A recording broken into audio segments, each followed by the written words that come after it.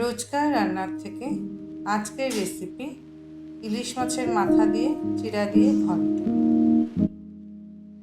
আজ রান্না করব ইলিশ মাছের মাথা দিয়ে চিড়া দিয়ে ঘন্ট।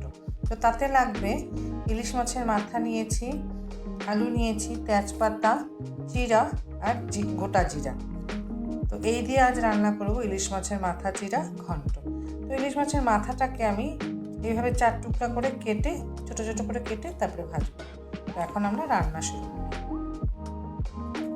এখন আমরা ইলিশ মাছের সেই ঘন্টটা তৈরি করার জন্য প্রথমে আমি কড়াইতে একটু তেল দিয়ে দিলাম।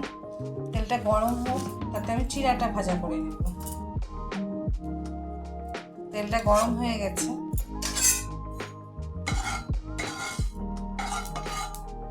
এখন আমি তাতে 2 মুঠ পরিমাণ চিড়া নিয়েছি, চিড়াটা ভেজে নিই।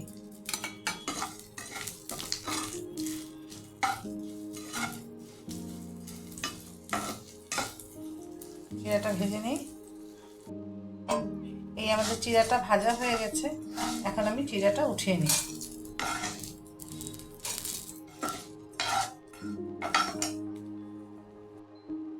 এখন ওই কড়াইতে আর একটু তেল দিয়ে দিলাম, আর তেল দিব না, হয়ে গেছে, এইটুকুই তেল দিব। তো তেল দিয়ে আমি তাতে যে হলুদ লবণ মেখে রেখেছি ইলিশ মাছের মাথাটা এখন আমি ভেজে নিই।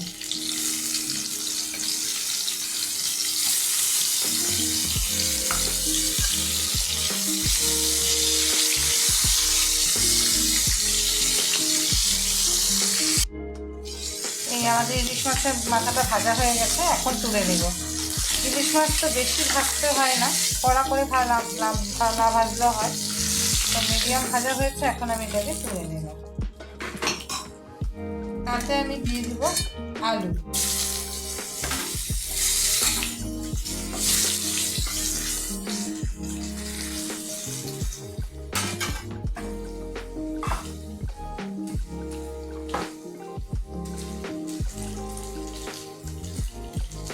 এক সাইডে আলুটা ভাজা হোক, আর দিয়ে দেবো গোটা জিরা ফোড়নে, আধা চামচের মতন গোটা জিরা দিয়ে দিলাম ফোড়নে, আর দিয়ে দিলাম একটা তেজপাতা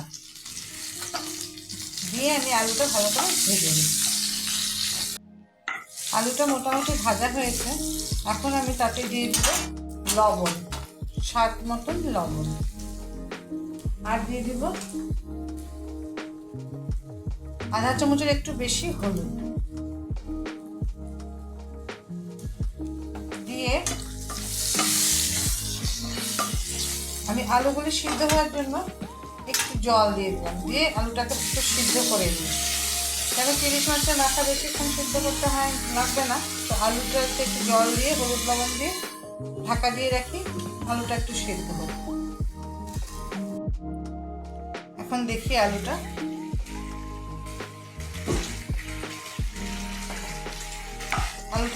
আধা সিদ্ধ হয়েছে। তো আমি এতে দিয়ে দিব আধা চামচ লঙ্কার গুঁড়া, আর দিয়ে দিব আধা চামচ জিরে গুঁড়া, দিয়ে আমি মশলাটাকে ভালো করে কষিয়ে নিই। যে মশলাটা কষানো হয়ে গেছে, এখন আমি তাতে দিয়ে দিব যে চিড়া ভাজা করে রেখেছিলাম, সেই চিড়া ভাজাটা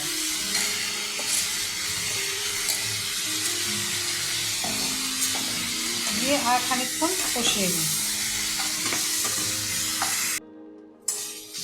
মশলাটা পুরো কষানো হয়ে গেছে, তেল ছেড়ে দিচ্ছে মশলা থেকে। তো এখন আমি তাতে দিয়ে দিব জল একটু বেশি দেবো, কারণ মাথাটাও সিদ্ধ হতে লাগবে, আর চিড়াতেও কিছুটা জল টেনে দেয়। তার জন্য আমি মোটামুটি 1.5 বাটির মতো জল দিলাম। জল দিয়ে এটা ফুটতে দিই, তারপরে মাথা দিয়ে নামিয়ে নিই। ঝোলটা ফুটে গেছে, এখন আমি মাথার টুকরাগুলি দিয়ে দেব।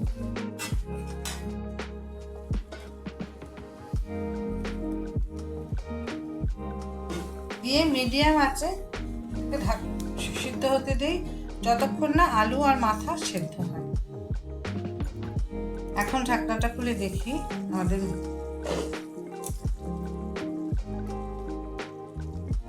আলুটাও সিদ্ধ হয়ে গেছে, মাছের মাথাগুলো ভালো করে সিদ্ধ হয়ে গেছে। আর এতটুকু ঝোল থাকবে, না তো চিড়াই কিছুটা ঝোল টেনে নেয়। তো তো এখন আমরা অফ করে দিব। এই আমাদের হয়ে গেল ইলিশ মাছের মাথা দিয়ে চিড়া দিয়ে ঘন্ট।